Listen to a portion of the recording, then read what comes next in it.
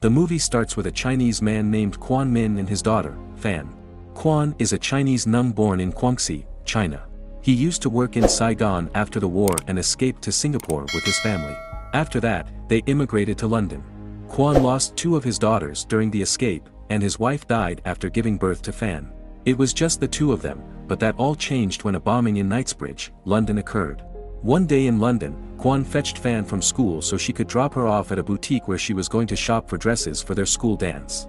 After dropping Fan off, Fan went to the boutique first while Quan went to park his car. On her way to the boutique, Fan passed by a man with a helmet on, brushing up against him a little and causing him to drop his keys. The man walked away, and she entered the boutique. Meanwhile, Quan got into a small accident while parking his car. He bumped into another car, and just as he stepped out of the car, a nearby motorcycle exploded. News of the bombing in London spread around, and an unknown group called the Authentic IRA is claiming credit for it. In an apartment, two men watched the news when they heard a knock on the door. One of them opened the door, while the other watched on with a gun in his hand, when another man named Patrick entered the room, asking how many victims he had. This man was the one with a helmet on, and he was the culprit in the bombing.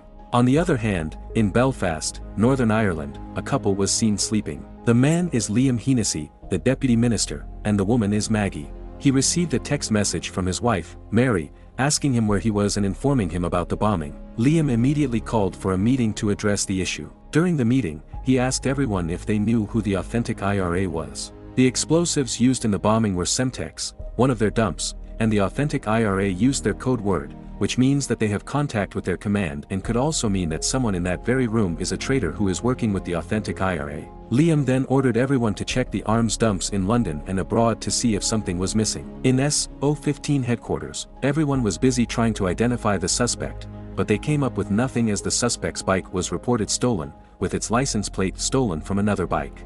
They then received a phone call from the receptionist, who told Bromley that Quan had visited again.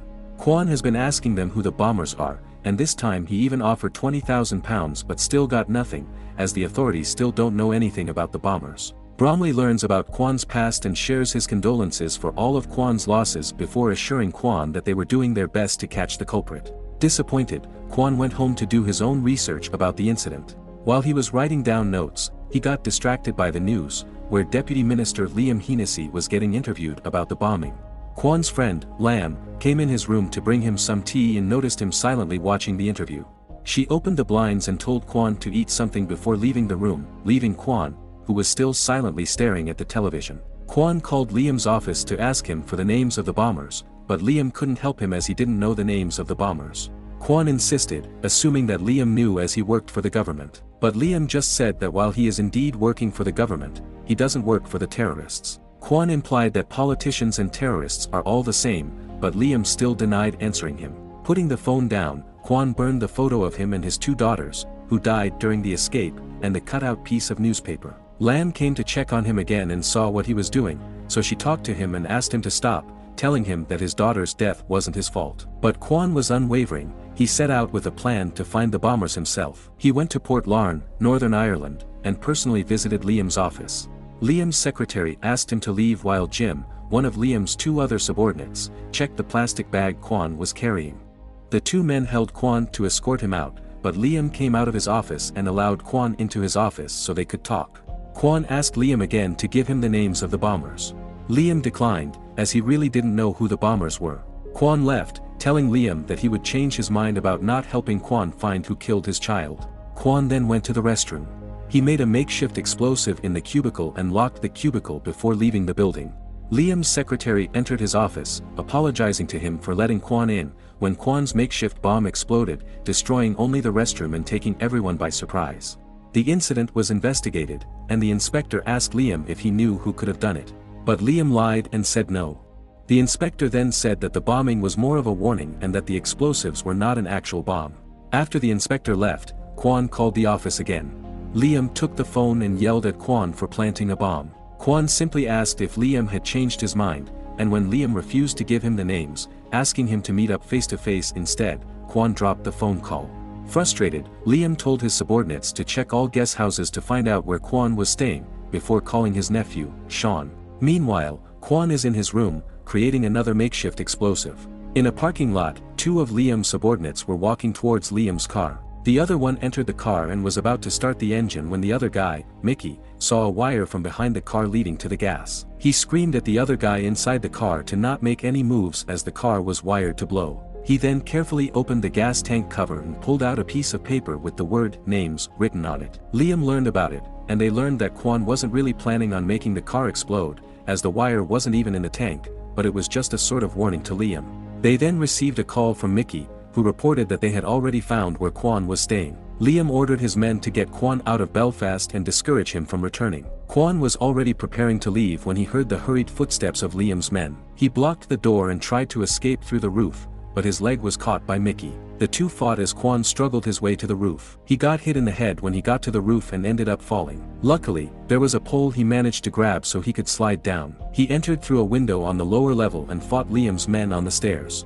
When one of the men got him cornered, he pulled the guy's jacket, and the guy fell. The others then grabbed him, only for Kwon to escape from their grasp again. Pushing Mickey out the window and breaking the window pane in the process, Kwon managed to make his escape. After hearing about what happened, Liam decided to stay in the farmhouse he owned for a while. He told his wife to pack her bags when Sean arrived. Sean asked Liam if he wanted to handle Kwon, but Liam said no, as he wanted Sean to meet Richard Bromley of SO15 so Sean could tell them that the bombings aren't their fault and that they need SO15's help to fix the problem. The next day, Liam met up with Maggie, the woman he was having an affair with. Unbeknownst to him, Kwon was following him, and when he kissed Maggie, Kwon took a picture of them. Kwon sent the picture to Liam as blackmail. Meanwhile, Sean met up with Bromley and offered to work with them on finding the bombers. Bromley agreed on one condition. Once they find the suspects, SO15 will be the ones to take the terrorists down, not Liam and his men. Back to Liam, he was already in his farmhouse,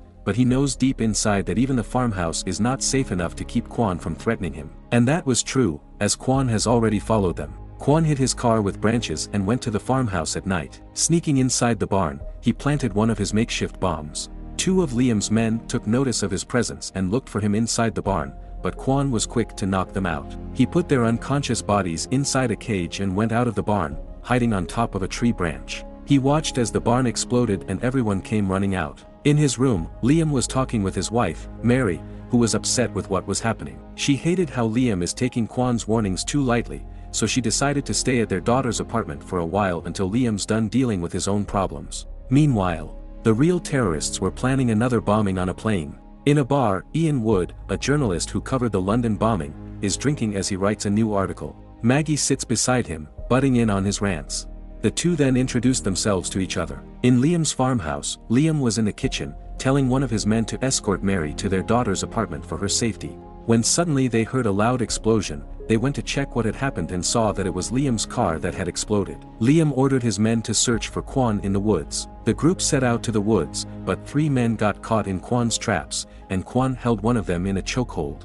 Asking for the names of the bombers, when he got shot on his shoulder, Kwon immediately ran away to avoid getting caught. Back in the kitchen, Liam was frustrated as they couldn't catch Kwon at all. His subordinate, Jim, told Liam that they needed a tracker who knows the woods to beat Kwon at his own game, and Liam has chosen Sean for it. Meanwhile, Sean visited Mary, who was already in her daughter's apartment. Just like Liam, Mary has been cheating on him with Sean. Mary and Sean were getting it on in the bedroom when Sean received a phone call from Liam. Liam told Sean to tell Bromley that he accepted his terms and also ordered Sean to handle Kwon in the woods.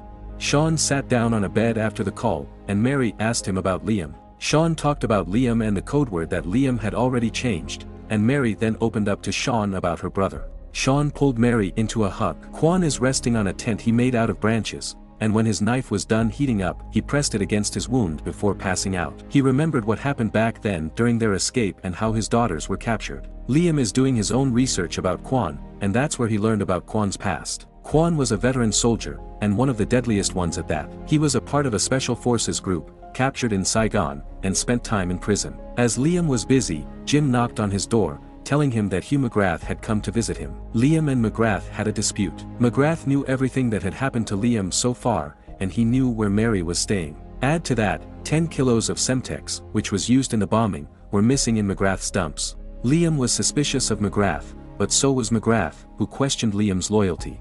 After the argument, Liam called for Jim and ordered him to investigate McGrath. Liam then went back to his office, only to find his dog unconscious. He checked his drawers and saw that something was missing. Kwon showed up, pointing a gun at Liam, and assured him that the dog was just sleeping. Kwon asked for names again, but Liam couldn't answer. Liam then promised that he would get the names, as he changed the code word of the IRA.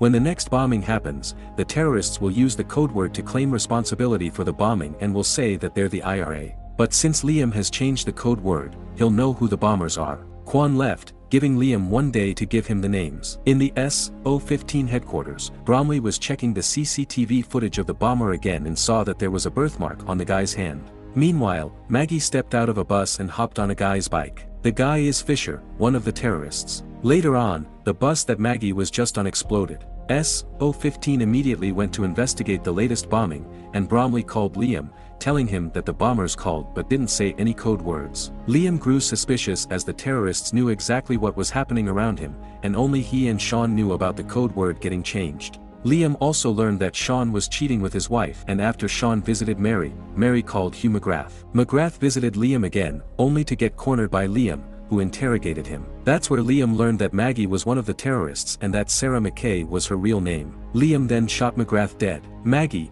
who is now known as Sarah, used Ian Wood and planted a bomb on his laptop which would explode once he got on a plane. Meanwhile, Sean hunted Kwon down in the woods, and the two fought, ending up with Kwon winning. Sean gave Kwon the names he needed, and Kwon let him go. Sean went back to Liam, where Liam told him that he knew Sean was having an affair with Mary and that Mary just used Sean to get information she could give to McGrath. Liam then ordered him to kill Mary. The next day, the cops went to the terrorists' hideout and surrounded the area. They were waiting for an opportunity to attack when Kwon came in, disguising himself as a gas man. Kwon entered the room, and when Fisher saw the gun he was hiding, Kwon and the terrorists had a shootout. Kwon killed everyone but Sarah before leaving. The police barged in and interrogated Sarah, and after she told them that they planted a bomb on Ian Wood's laptop, they killed him. Then the police at the airport looked for Ian Wood. When they found him, one of the policemen immediately took the laptop and ran with it, throwing it on the loading bridge where no one was around. The bomb exploded, and thankfully, no one was severely hurt. After everything, Liam went to London. He was to give all the information he had to the authorities and be subdued. Sean assassinated Mary. When Liam got back home, Kwon, who now knew that Liam was the one who had planned everything, visited him. Liam apologized to him, and Kwon made Liam send the pictures so that the whole world would find out that Liam Hennessy is a terrorist. Kwon went back home, not knowing that he was being observed by the SO-15. Bromley received a report about Kwon going home, and he ordered not to arrest Kwon, as Kwon did help them after all. Lam saw Kwon and immediately went to him. She kissed Kwon, and the two of them shared a hug.